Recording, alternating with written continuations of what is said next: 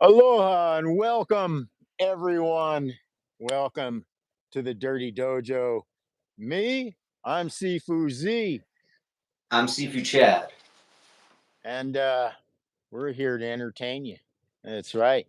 We're here to entertain you with some martial arts style influenced exercise. We are predominantly Wing Chun practitioners who dabble in other martial arts such as jujitsu, etc., etc. Essentially, Wing Chun and jujitsu, mostly Wing Chun, and yeah, that's it. That's we're going to stand by that, with or without sleep. So, uh, if you are new to the channel, this is about the only thing you need to be official here at the Dirty Dojo. It is Aloha, Justin. Hey, Justin. This is all you need to be a official Dirty Dojo practitioner is a sandbag. Yes. And I always like referring to this as a drinking show. Be sure to drink plenty of water now and throughout the day. Yes. So let us begin with our sandbag training. The sandbag training, of course, is used to condition the hand, the fist, the fingers, the wrist, the elbow, the forearm, and other parts of the body we won't mention right now. That sounds dubious, doesn't it? Right. This sandbag also works very well as a weight for lifting. So if you wanted some sort of portable weight training method, here you go. Using the sandbag works quite well for that.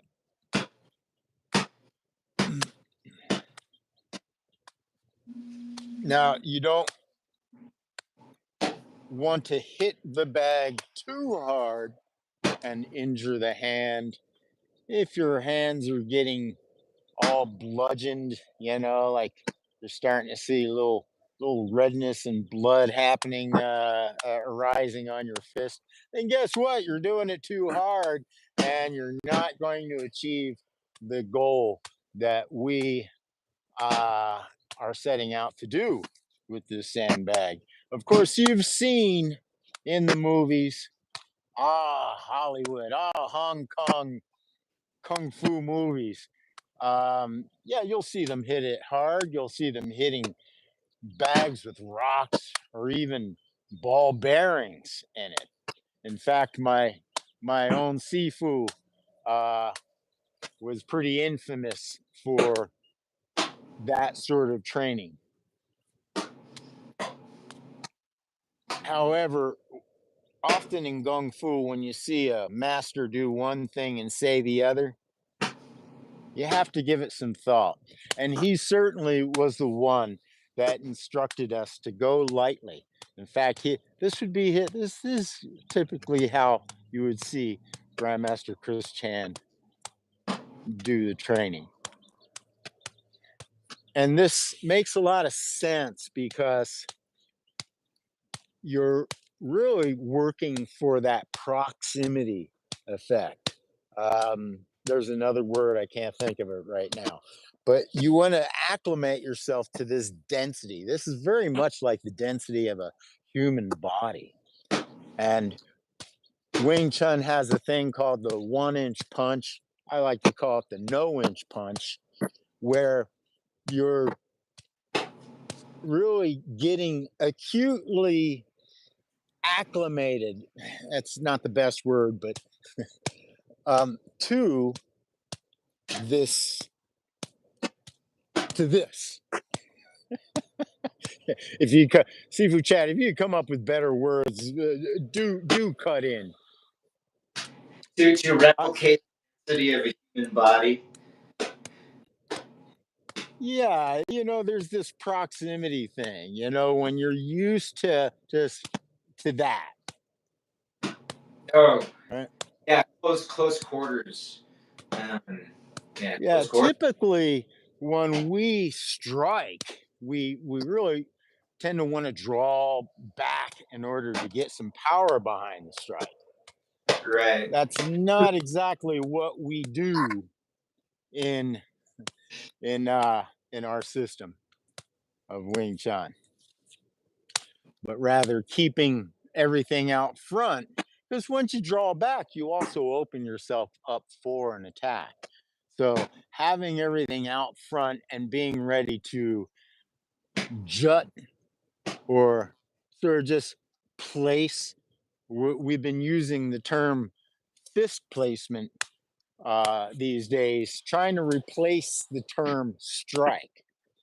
Strike is somewhat of a misnomer, although it's hard to not use the term strike. It sure looks like a strike. It sure feels like a strike, but it's not really a strike. In terms of self-defense, it's taking advantage of the fact that the strike is coming. They're coming. This is the human. They're coming at you. All you need to do is to place the fist or whatever it is that you want them to run into. You just need to place it in the right place. So I know it looks like a strike, not necessarily a strike.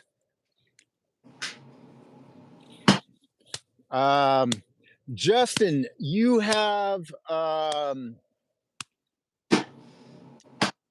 control, moderator control. You might want to take care of whoever we got down there in the chat in the chat box. Yeah, if people have comments that are not related to what we're doing, you can get. That's right. This is not for children, and you're trying to emulate your parents' behavior, but rather this is a stream that is in respect to martial arts and martial art training. So let's get the children, the disrespectful children, that is, out of the chats here. I'll do it. By golly.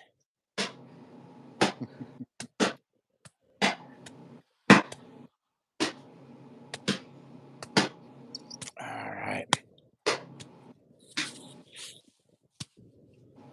Now, our fist training, which is, we'll call it that, our sandbag training, that's probably the better term, we do for about 10 minutes. So this is a 10-minute workout.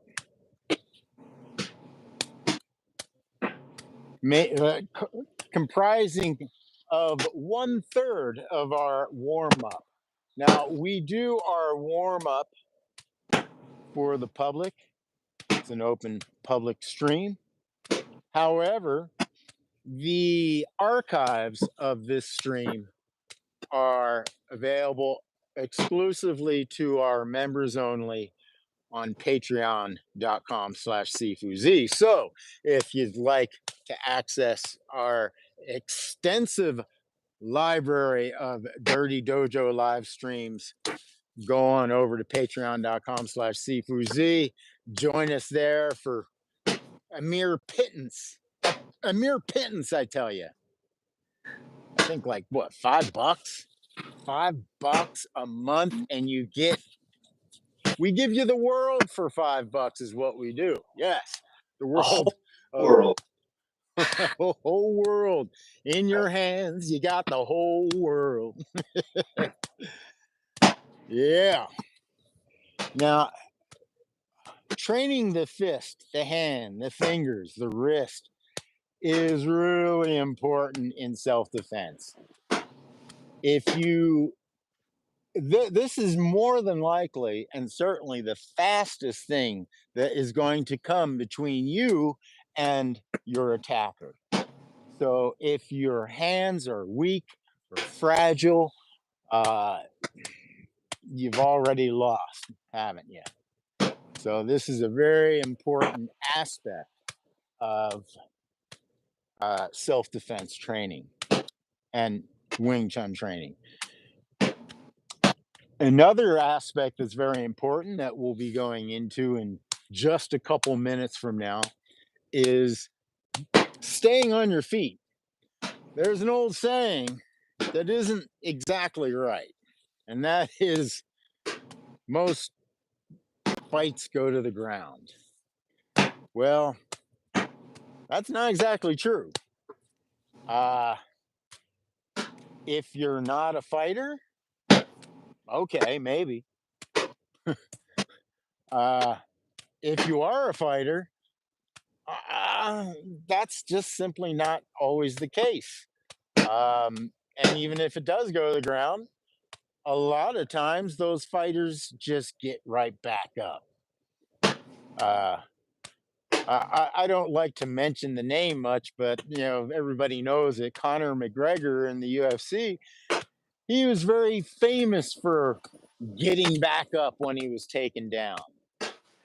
And in fact, his inability to get back up had him lose to Khabib, Yeah.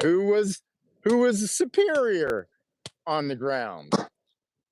And so there should be a lesson, which is don't stay on the ground.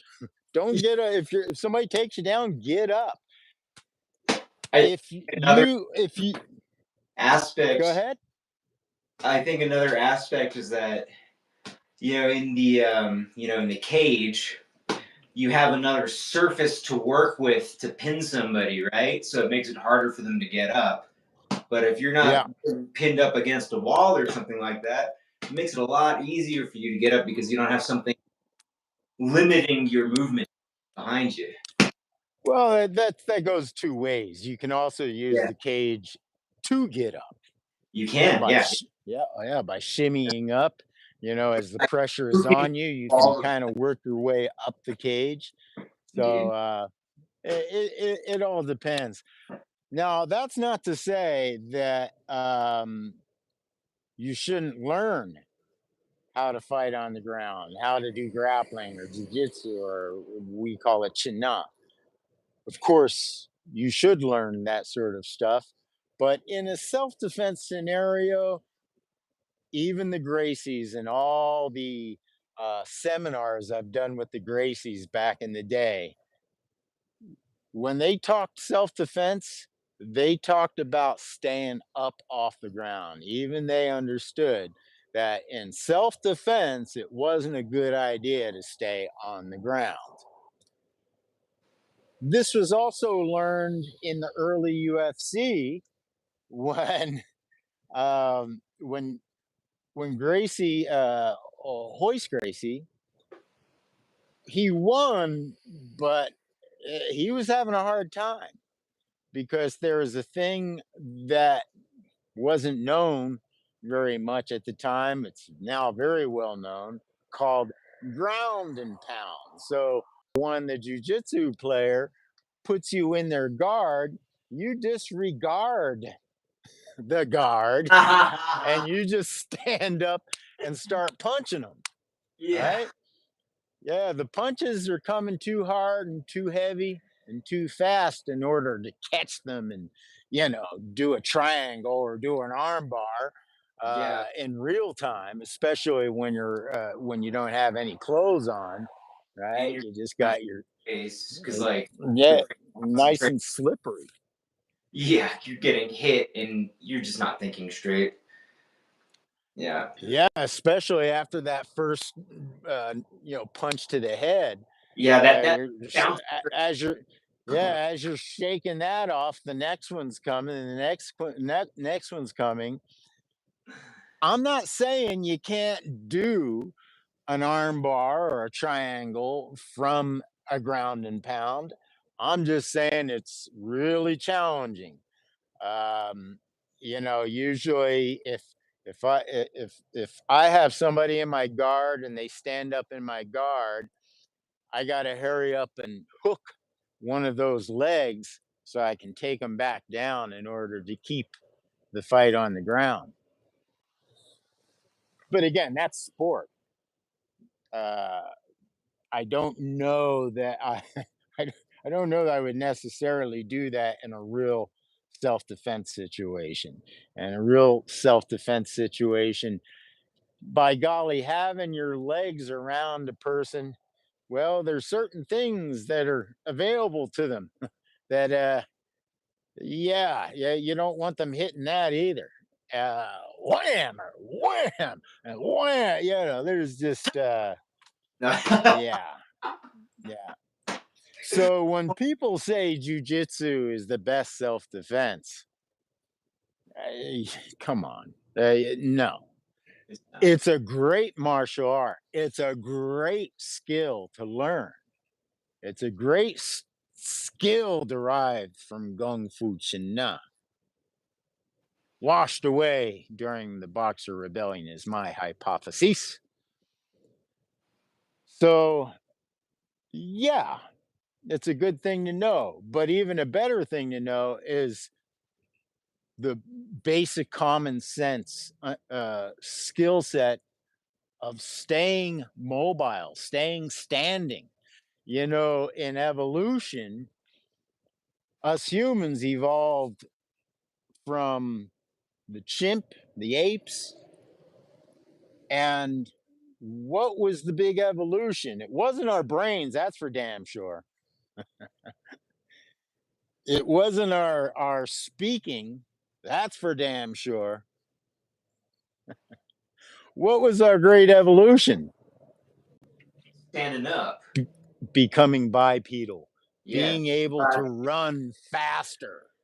And we weren't so focused on the, and I'm paraphrasing Neil deGrasse Tyson's Cosmos. We weren't staring at the ground anymore, going like this, but we were, whoa, I can see Yeah, far now.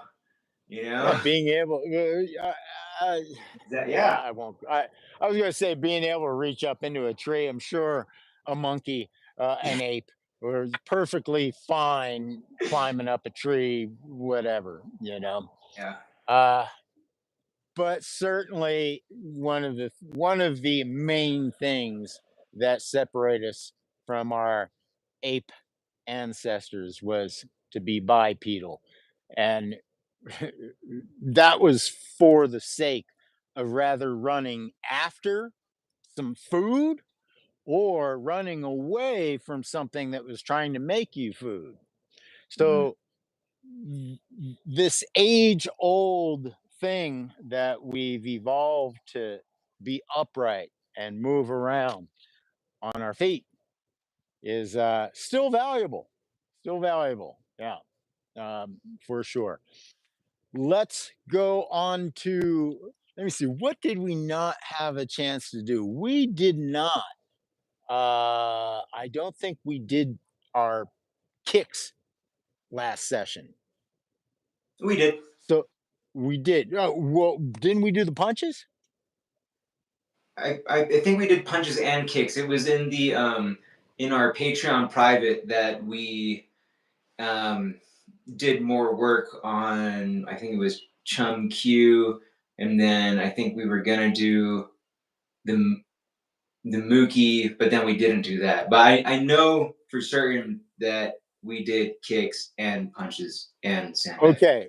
Well, last. since I Oh, was talking about uh, being bipedal and the importance of standing, well, one of the things that really comes in handy, especially if you have short short hands like myself, or short arms rather.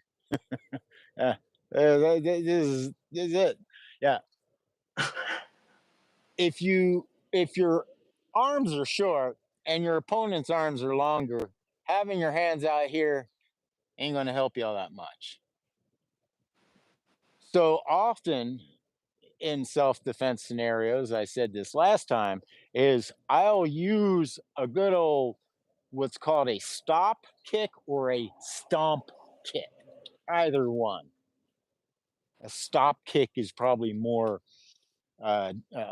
defines or explains it better, right? A stop kick, which is you're essentially just stopping them in their tracks. It's called a kick. Of course, the real term for it, what we refer to it, is a placement of the foot. We place the foot between us and our opponent. Now, this somewhat goes against some of the wisdom of Wing Chun, which is to say, no kicking, right? Now, yeah, in Wing Chun, we do have some kicks. So, you have to understand the context there. What Wing Chun is saying is none of these like Taekwondo kicks, or any of that kind of stuff. Mm-hmm. That's what No Wing Chun is referring to.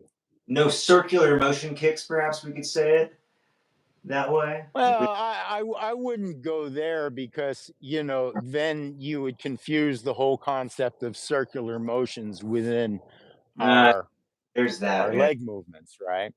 So, but essentially, no No round. high karate style kicks, right? Yeah. Or jump kicks or stuff like that. Right. So, yeah, and no pirouettes, no ballerina stuff. Always beautiful though. Throws my leg Yeah. or throws my body around if I don't hit something, Yeah. Well, if you do a full rotation, go ahead and do that again. Do the kick in the full rotation. And take my back. Okay. If you're going to do that, be sure to have an elbow. You see what I'm saying? So if you're doing a kick like this, to have an elbow. You kind of prepared, eh? Yeah. Just in case Have you an miss. elbow. Have an elbow ready. If you want, because if you wind up doing a full rotation and you're lucky to not get your back taken, you're most certainly going to get your head knocked off. Right. By the time you come around, you're going to be seeing a fist. Whereas oftentimes when you're turning, if you're kicking, you miss, and you're doing a full rotation, they're usually going to try to get your back. And oftentimes they can catch an elbow, which is really nice. You see this a lot in MMA, in cage fighting, where guys do that full rotation and then come around with an elbow. I think sometimes it's even a setup. Much like when someone grabs my leg, I often will, if you're going to grab my leg, I'll use that as a setup to do a triangle choke. Right. So again, you don't want to be on the ground, but if you're going to the ground, then it's good to have a game plan for on the way down. That's why I developed the 9 transitions. You could go buy the 9 transitions DVD or stream on sifuz.com. So I'd highly suggest that if you want to learn more about a game plan where you're being grabbed and you're being forced to the ground. We've got 9 moves that all stem from a great amount of work that I did in jujitsu with the Gracie family in Hawaii and stuff like that. So yes, yes, it was a very an important part of our training in Hawaii, simply because there are more jujitsu players in Hawaii and more jujitsu schools in Hawaii than there are Starbucks. No kidding. Or at least my when I was there. Yeah, more jujitsu schools than Starbucks. Quite incredible. Quite the Brazilians really took to Hawaii, and vice versa. The Hawaiians really took to the Brazilians, even if they did have that joke. Why do they call them Brazilians? Because when you're out in the water and the lineup, there's zillions of them, bro. Brah, there's zillions. Oh my. Yeah, you know that's an original Hawaiian joke. That has the Yeah, sensibility of Hawaiian. So yeah, yeah, absolutely. Especially in the lineup at Pipeline and Rockies and oh man, and there really are zillions of them. It's Sunsets. like, oh Like, my god, man. dude, yeah, it's So pretty. Yep, it's exploited. all right, let's do our 9 points. So this time around, let's do it this way. I'm gonna have Sifu Chad lead us on this. Uh, we're gonna pivot, do our 9, 9, 9. So there's going to be one set left, one set right, and two sets forward. Makes sense. We're just making sure Yeah, we cover both sides. that's like half of technical positioning in with but with kicks instead of punches. I got you. Yes, sir. All right, let's get to it. Nine down to one, right? That's what you mean. Yeah, we'll do 9 back down to 1. Yeah. I Okay. want to I want to say something really quick about doctors. We're going to go a little over time here. It's all right. Yeah. There's been a doctor that's been showing up on my feed, a doctor of sports physiology, of whatever. I don't know how he's showing up on my feed because every other video is this guy. He's a big meathead with a bald head and prone to dissing other people's methods of exercise, especially martial arts, because he's a jujitsu Oh. guy. He supports the whole concept that doctors in general are pretty stupid. We like to think the doctors are smart. I've lived long enough to know that that's not true. I know enough academics, professors, whatnot, who have unanimously stated that of all the academics, the doctors were at the lowest rung. Hmm. And in particular, I wanted to address this because the guy's so damn successful that it's only a matter of time before we start hearing it ourselves. He was saying that breathing, he was making fun of people that breathe in through the nose, out through the mouth. I have to say, I used to do it too. I used to make fun of that. And what I would say, as a non-doctor, would say, we breathe just fine. You know, look at that. Look at that. It just happens naturally. Okay, fair enough. However, it was jujitsu that taught me how important it was to control your breath. Oh And yeah. it's exactly what we're doing when we're doing the controlled breathing. We're learning to control our breath. Because if you just do it naturally, well, what's going to happen when somebody does 100 pound or 100 kilo hold down on you? It's called. In other words, when they're just laying on you and crushing your sternum and and Mother choke, right? Or the smothered, I forget what it's called. I thought it was called yeah, smother. it's called the 100 kilo hold down in Okay. jujitsu. But yeah, it's essentially when they put all this top pressure on you and try to take all the air out of you. It especially happens if you get taken down and you get one of those things where all the air is blown out of you from the takedown. It's so important to understand how to breathe under those circumstances. So, for somebody that is a jujitsu player and a brown belt, for that matter, you really got to wonder where his head is at when he says such things as breathing, is BS.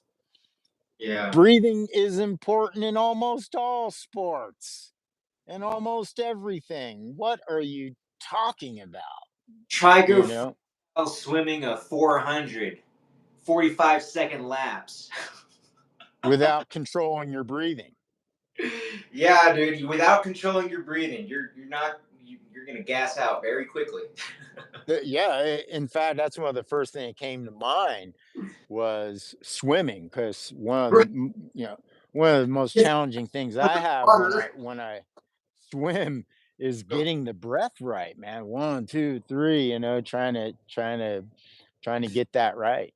Very challenging. So, yeah, And there's all.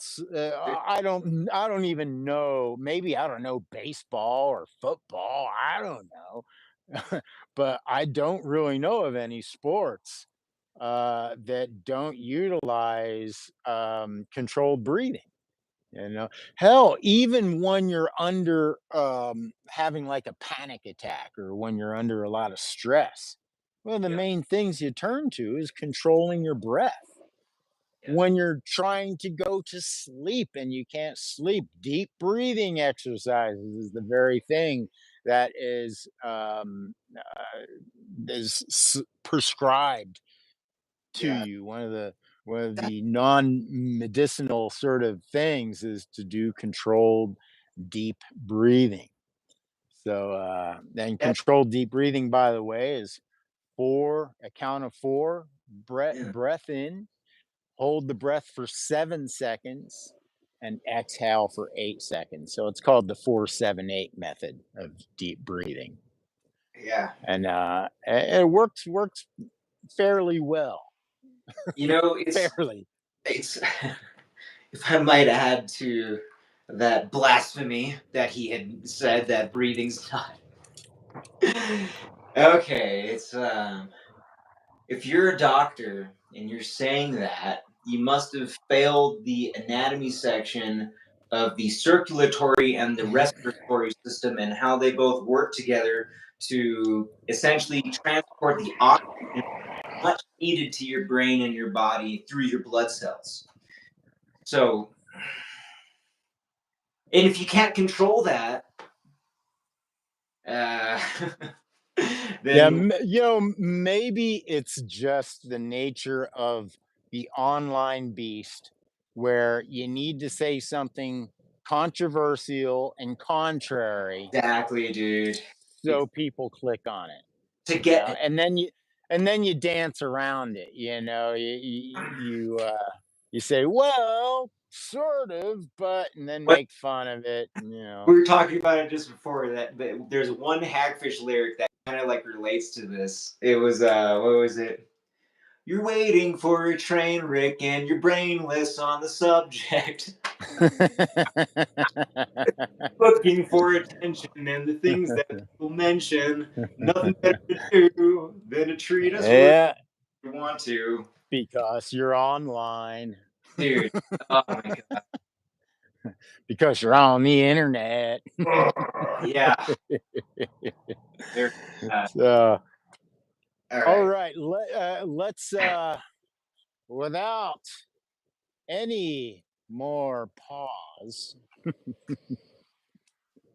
So left, right, center, left, right. Right? Correct. All right. Yes. 3 breaths.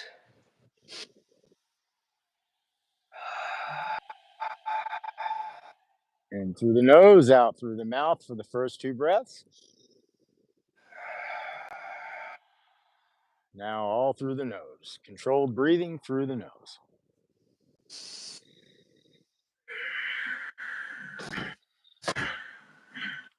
Kim Ma. Ian Sao. This is just our traditional opening that we do before all forms and exercises. Pivot left. And so inside, outside, center for those of you that are watching and maybe don't know. Try to get your heel sticking to the same spot on the ground. Really focus the balance on the back leg. And 1, 2, 3, 4, 5, 6, 7, 8, 9, 8, 7, 6, 4, 3, 2, 1. Center.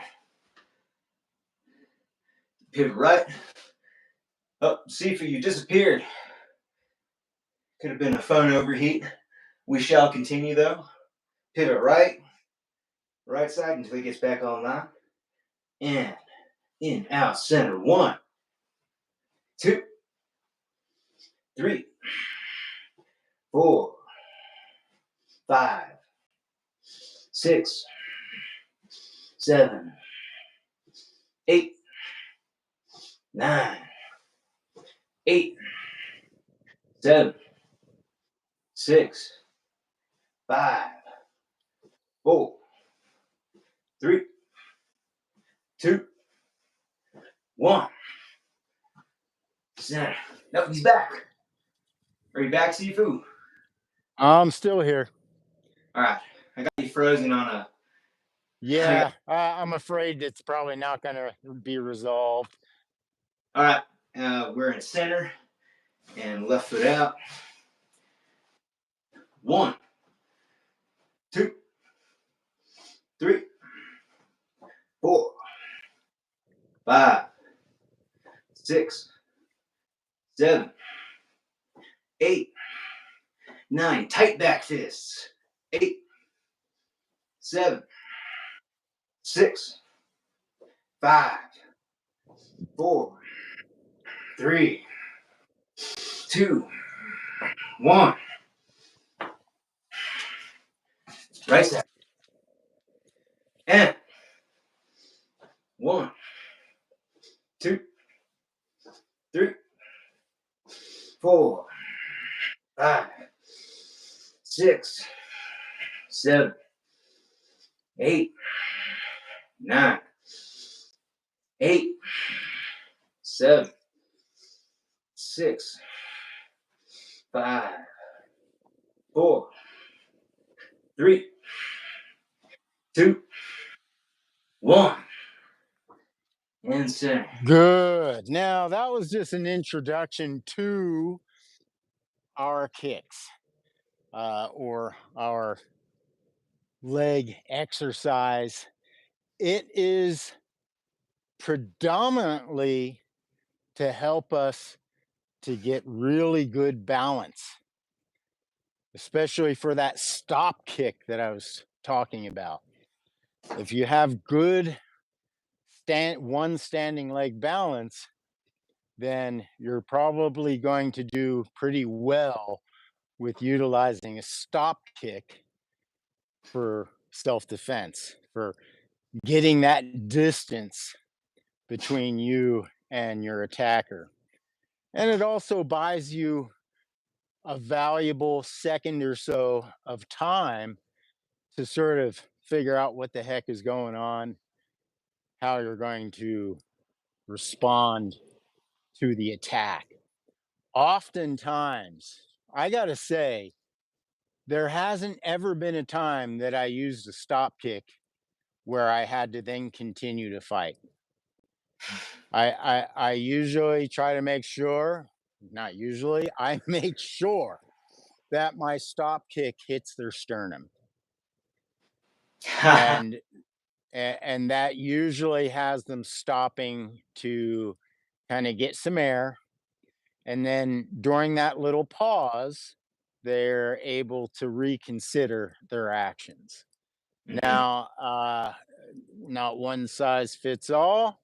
uh Results may vary, but Mhm. those have been my results over the years of using the stop kick in a self-defense situation, which oddly enough has been more times than I can count.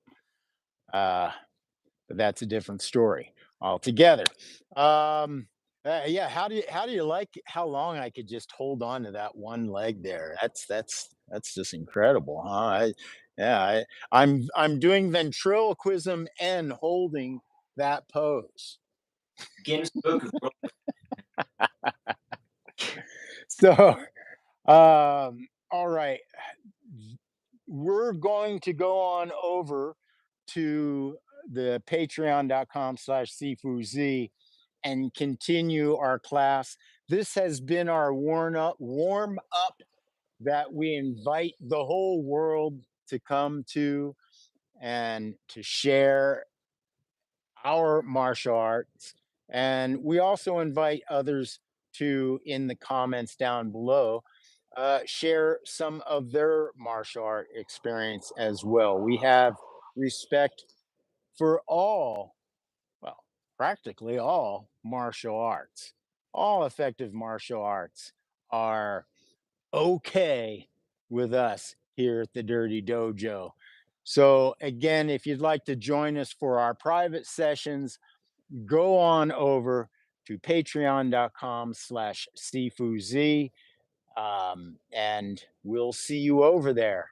Salutation out. We'll see you next week.